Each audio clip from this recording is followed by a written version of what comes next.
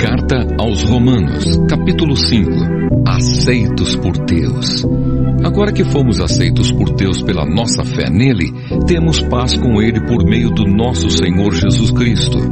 Foi Cristo quem nos deu por meio da nossa fé esta vida na graça de Deus.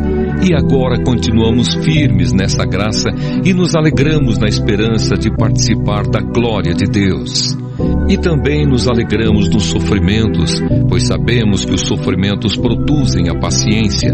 A paciência traz a aprovação de Deus, e essa aprovação cria a esperança.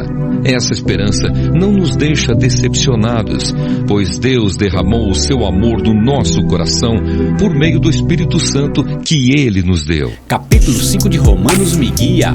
Palavras divinas na Bíblia, a estrela guia.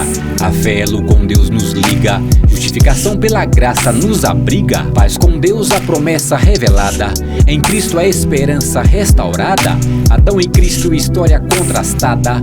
A redenção na cruz, a jornada aclamada. Lei e o pecado, a humanidade acusada.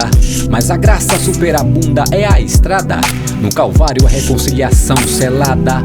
Onde o pecado abundou, a graça foi derramada. Como um rio transbordante, a graça flui. Sobre a lei, a vitória, a esperança construi. Vida eterna no horizonte reluz. Justificação em Cristo nos conduz. Capítulo 5 de Romanos, a mensagem ecoa. Justificação pela fé, a graça entoa. Que a esperança em Cristo sempre floresça. Romanos 5, a história da redenção, que nunca se esqueça. Nunca se esqueça. O capítulo 5 da Carta aos Romanos na Bíblia é um trecho profundo e significativo que aborda temas cruciais da fé cristã.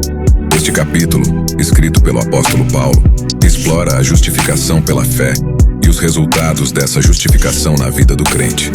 A narrativa começa destacando a paz que o crente tem com Deus por meio de Jesus Cristo. Paulo ressalta que a fé é o elo que nos une a Deus, e é por meio dela que somos justificados, ou seja, declarados justos aos olhos de Deus. Essa justificação não é alcançada por méritos próprios, mas sim pela graça divina. Ao longo do capítulo 5, Paulo compara Adão, o primeiro homem, com Jesus Cristo, o segundo Adão. Ele explora como o pecado entrou no mundo por meio de Adão, resultando em morte espiritual para toda a humanidade. No entanto, Paulo enfatiza que, em contraste, a graça de Deus e o dom da justificação superam abundantemente o impacto do pecado.